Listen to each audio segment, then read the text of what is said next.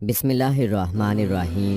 السلام علیکم۔ قرآن مجید کی 5ویں صورت جس میں 120 آیات ہیں، یہ صورت صلح حدیبیہ کے بعد 6 ہجری کے اواخر یا 7 ہجری کے اوائل میں نازل ہوئی ہے۔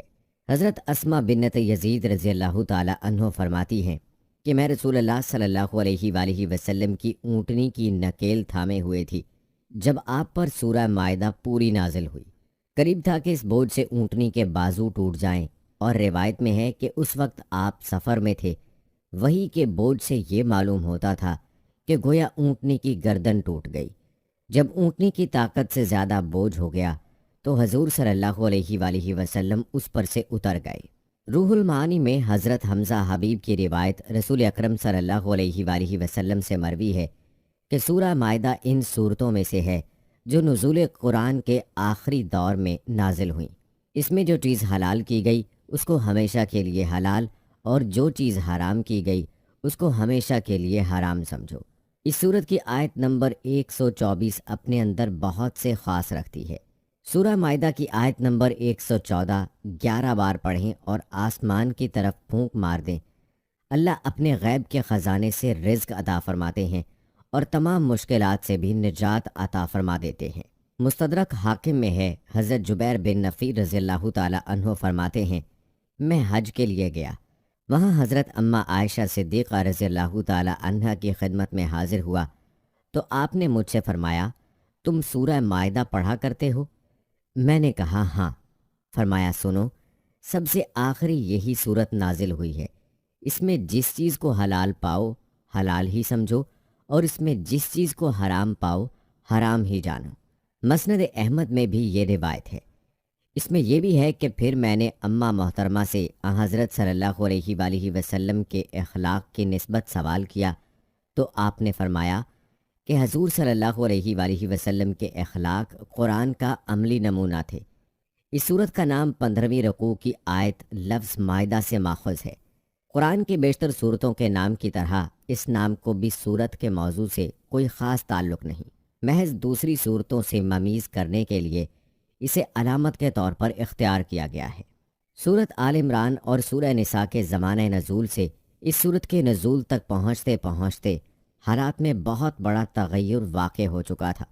یا تو وہ وقت تھا کہ جنگ احد کے صدمہ نے مسلمانوں کے لیے مدینہ کے قریبی ماحول کو بھی پرخطر بنا دیا تھا، یا اب یہ وقت آ گیا کہ عرب میں اسلام ایک ناقابل شکست طاقت نظر آنے لگا، اور اسلامی ریاست ایک طرف نجد تک، دوسری طرف حدود شام تک، تیسری طرف ساحل بحر احمر تک، اور چوتھی طرف مکہ کے قریب تک پھیل گئی۔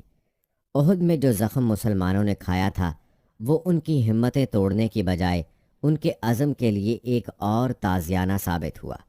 وہ زخمی شیر کی طرح بے پر کر اٹھے اور 3 سال کی مدت میں انہوں نے نقشہ بدل کر رکھ دیا۔ ان کی مسلسل جد و جہد اور سرفروشیوں کا ثمرہ یہ تھا کہ مدینہ کے چاروں طرف 1.5 200 میل تک تمام مخالف قبائل کا زور ٹوٹ گیا۔ مدینہ پر جو یہودی خطرہ ہر وقت منڈلاتا رہتا تھا اس کا ہمیشہ کے لیے استحصال ہو گیا، اور حجاز میں دوسرے مقامات پر بھی جہاں جہاں یہودی آباد تھے سب مدینہ کی حکومت کے باج گزار بن گئے۔ اسلام کو دبانے کے لیے قریش نے آخری کوشش غزوہ خندق کے موقع پر کی، اور اس میں وہ سخت ناکام ہوئے۔ اس کے بعد اہل عرب کو اس امر میں کچھ شک نہیں رہا کہ اسلام کی یہ تحریک اب کسی کے مٹائے نہیں مٹ سکتی۔ اب اسلام محض ایک عقیدہ و مسلک ہی نہ تھا جس کی حکمرانی صرف دلوں اور دماغوں تک محدود ہو، بلکہ وہ ایک ریاست بھی تھا جس کی حکمرانی عملاً اپنے حدود میں رہنے والے تمام لوگوں کی زندگی پر محیط تھی۔ اب مسلمان اس طاقت کے مالک ہو چکے تھے کہ جس مسلک پر وہ ایمان لائے تھے بے روک ٹوک اس کے مطابق زندگی بسر کر سکیں، اور اس کے سوا کسی دوسرے عقیدہ و مسلک یا قانون کو اپنے دائرہ حیات میں دخل انداز نہ ہونے دے۔ پھر ان چند برسوں میں اسلامی اصول اور نقطہ نظر کے مطابق مسلمانوں کی اپنی ایک مستقل تہذیب بن چکی تھی جو زندگی کی تمام تفصیلات میں دوسروں سے الگ اپنی ہی ایک امتیازی شان رکھتی تھی۔ اخلاقی، معاشرت، تمدن، ہر چیز میں اب مسلمان غیر مسلموں سے بالکل ممیز تھے۔ تمام اسلامی مقبوضات میں مساجد اور نماز باجماعت کا نظم قائم ہو گیا تھا۔ ہر بستی اور ہر قبیلے میں امام مقرر تھے۔ اسلامی قوانین دیوانی و فوجداری بڑی حد تک تفصیل کے ساتھ بن چکے تھے اور اپنی عدالتوں کے ذریعے سے نافذ کیے جا رہے تھے۔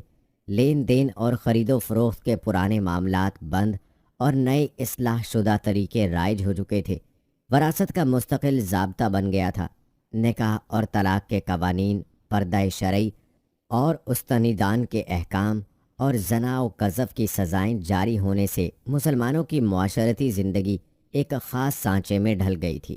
مسلمانوں کی نشست و برخاست، بول چال، کھانے پینے، وضاقتہ اور رہنے سہنے کے طریقے تک اپنی ایک مستقل شکل اختیار کر چکے تھے۔ اسلامی زندگی کی ایسی مکمل صورت کھری ہو جانے بعد غیر مسلم دنیا اس طرح سے قطع مایوسی ہو چکی تھی کہ یہ لوگ جن کا اپنا ایک الگ تمدن بن چکا ہے پھر کبھی ان میں آ ملیں گے۔ صلح حدیبیہ سے پہلے مسلمانوں کے راستہ میں ایک بڑی رکاوٹ یہ تھی کہ وہ کفار قریش کے ساتھ ایک مسلسل کشمکش میں الجھے ہوئے تھے اور انہیں اپنی دعوت کا دائرہ وسیع کرنے کی مہلت نہ ملتی تھی۔ اس رکاوٹ کو حدیبیہ کی ظاہری شکست اور حقیقی فتح نے دور کر دیا۔ اس سے ان کو صرف یہ کہ اپنی ریاست کے حدود میں امن میسر آ گیا، بلکہ اتنی مہلت بھی مل گئی کہ گرد و پیش کے علاقوں میں اسلام کی دعوت کے لیے پھیل جائیں۔ چنانچہ اس کا افتتاح نبی صلی اللہ علیہ وآلہ وسلم نے ایران، روم، مصر اور عرب کے بادشاہوں اور رئیسوں کو خطوط لکھ کر کیا، اور اس کے ساتھ ہی قبیلوں اور قوموں میں مسلمانوں کے داعی خدا کے بندوں کو اس کے دین کی طرف بلانے کے لیے پھیل گئے۔ یہ حالات تھے جب سورہ مائدہ نازل ہوئی۔ اس سورت پاک میں بنی اسرائیل کے ملعون ہونے کی وجہ یہ بتائی گئی کہ وہ امر بالمعروف اور نہی عن المنکر نہیں کرتے تھے۔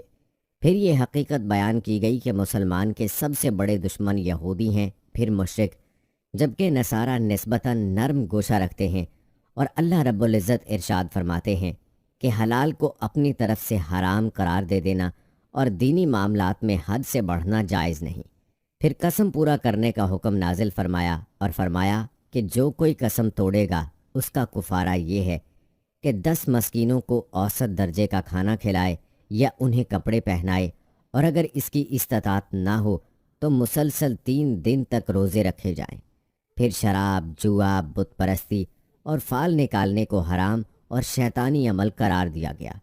اور اسی صورت میں اللہ رب العزت نے حالت احرام میں خشکی کا جانور شکار کرنے سے منع فرمایا۔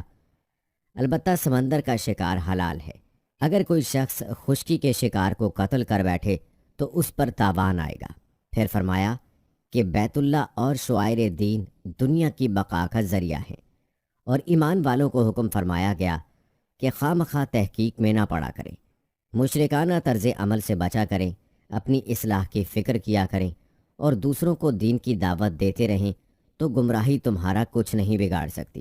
اس کے بعد وصیت کرنے اور گواہ بنانے کا فائدہ بھی بتایا گیا، اور قیامت کے دن جب اللہ تعالیٰ تمام رسولوں کو جمع کر کے سوال کریں گے کہ تمہاری قوم نے تمہیں کیا جواب دیا تھا، تو رسول کہیں گے اس کا صحیح علم آپ کے سوا کسی کو نہیں ہے۔